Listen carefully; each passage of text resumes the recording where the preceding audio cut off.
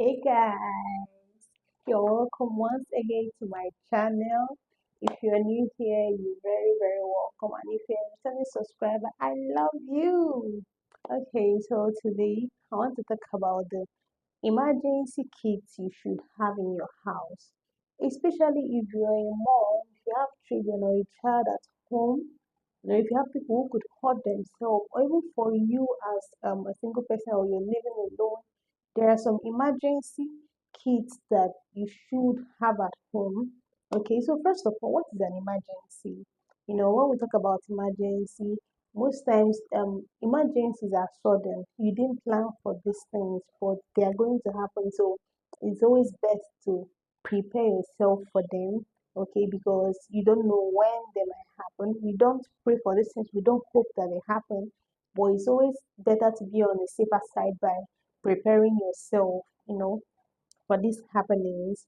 And most times, emergencies are very dangerous occurrences. Do you get me? They are very dangerous occurrences. So, your best bet is to be prepared. So, one of the things you should have in your home in case of emergency are over the counter medications.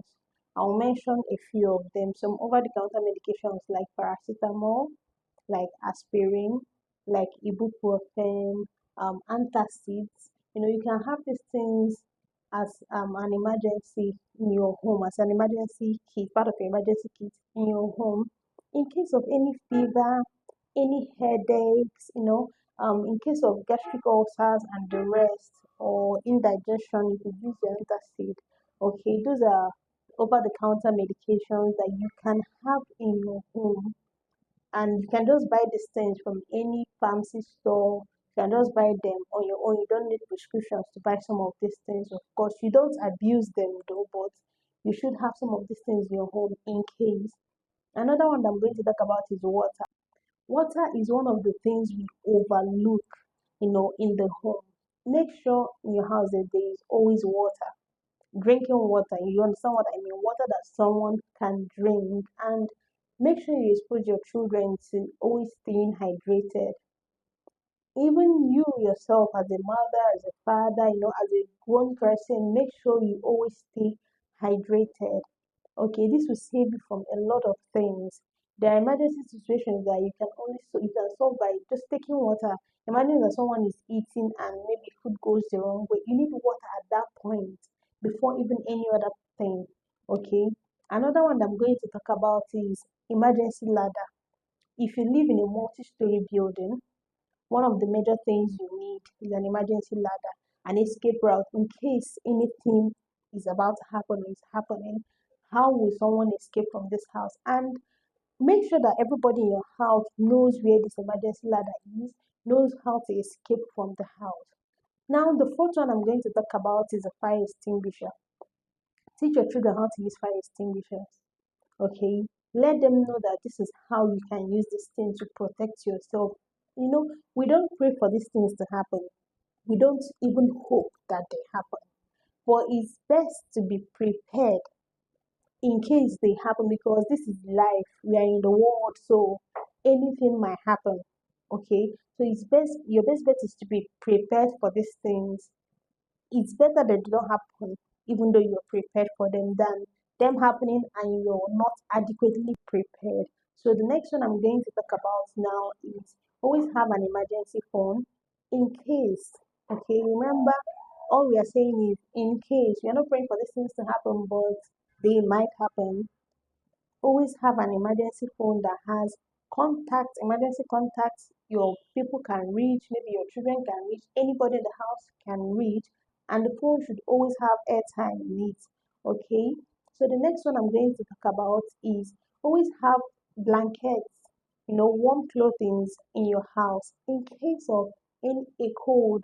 Imagine maybe your child waking up in the middle of the night with a cold. What are you going to do? What are you going to do? Okay, always prepare yourself. Make sure there is a blanket, a sweater, a warm clothing, something you could use to protect that child. Now, the next one I'm going to talk about is have a first aid box. Very important. Now, I'm going to mention some of the things that you can put in your first aid box. One of them is cotton wool. Have a first aid box and make sure that there is a cotton wool inside in case there is any wound. Some might be cooking and a cut will happen. You use a knife to cut yourself mistakenly. You could use That's where a cotton wool comes in handy. Make sure you have a gauze. Like if you go to the pharmacy, you can ask them to give you a gauze. It's always after you can have that. Make sure you have a bandage. You can have a bandage in case there's any wound. You can use the bandage to protect yourself, from getting infected, from more cuts and all that. Make sure also you have antiseptics. You can use them to wash the wound, add them into a clean water and wash the wound. At least that's for an emergency, maybe before you begin to go to the hospital and all that. Also, make sure you have scissors. That could come in handy if you use it to cut your gauze and all that. Make sure you have plaster in your first aid box. Remember that's what you're talking about. Make sure there is a plaster in your first aid box. You can clean your wound, place a gauze on it and fasten it with a plaster, or even use the plaster to hold your bandage tight. Make sure you have methylated spirit. You can have something like hydrogen peroxide too. So this is the end of today's video. If you stayed up to this moment, please subscribe and like and drop a comment for us. Thank you very much. See you next time.